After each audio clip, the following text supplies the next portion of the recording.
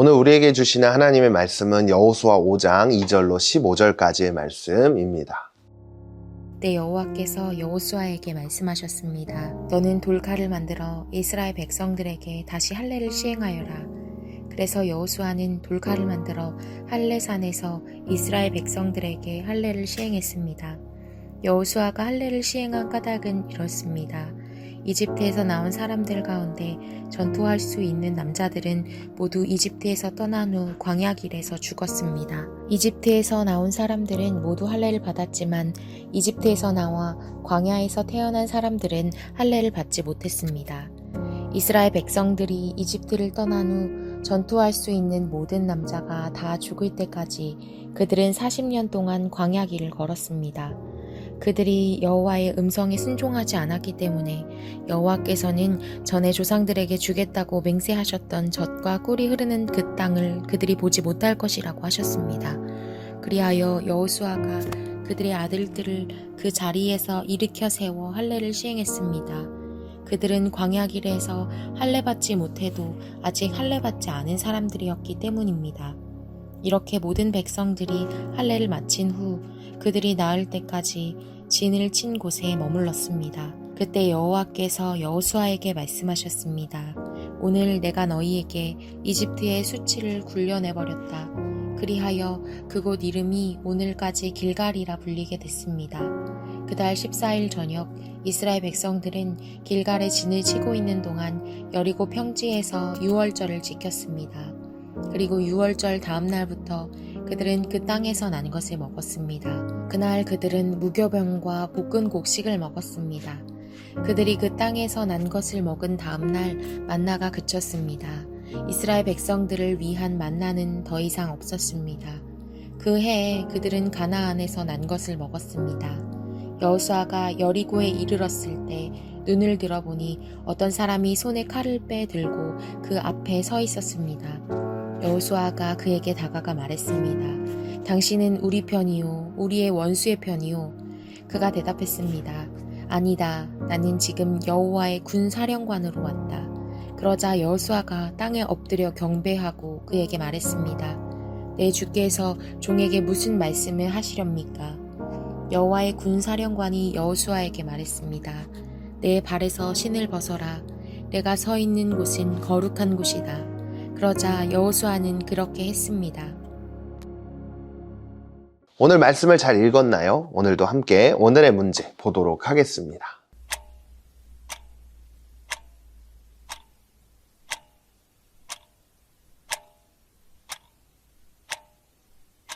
이제 여호수아와 함께한 이스라엘 백성들은 드디어 요단강을 건너게 되었습니다.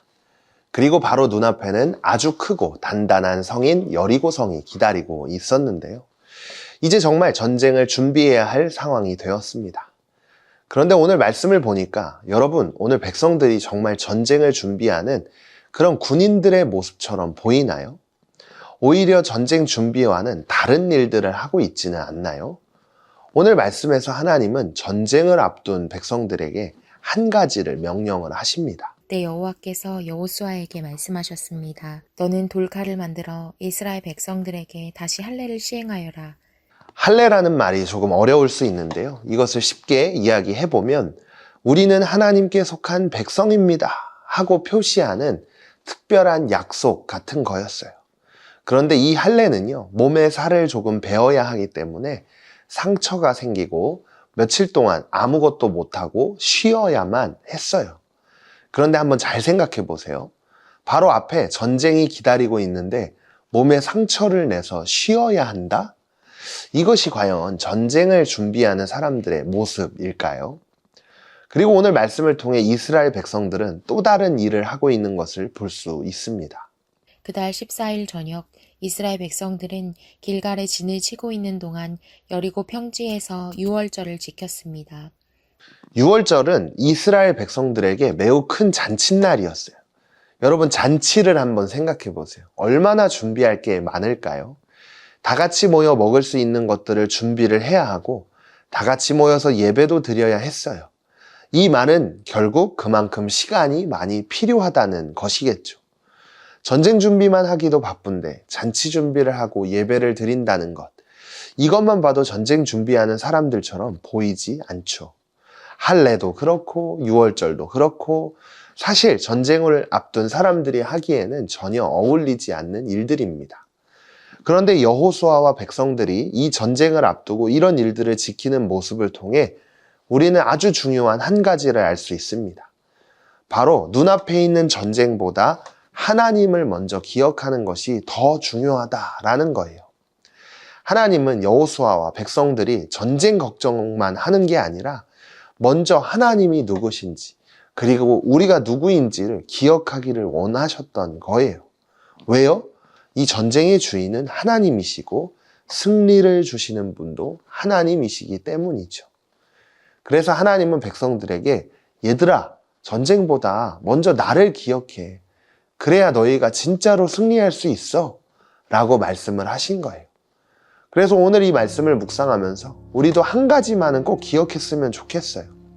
우리가 학교에서 집에서 또 친구들 사이에서 바쁘고 힘든 일이 있어도 그럼에도 불구하고 가장 먼저 기억해야 할 분은 바로 하나님이라는 거예요.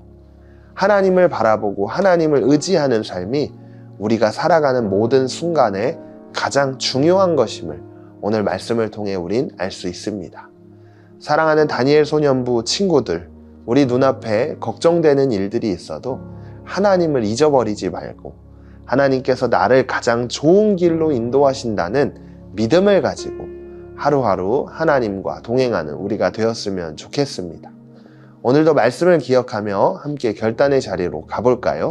첫 번째, 아무리 갈 길을 멀고 해야 할 일이 많아도 매일 말씀 묵상하는 시간을 가장 중요한 우선순위로 삼고 있나요?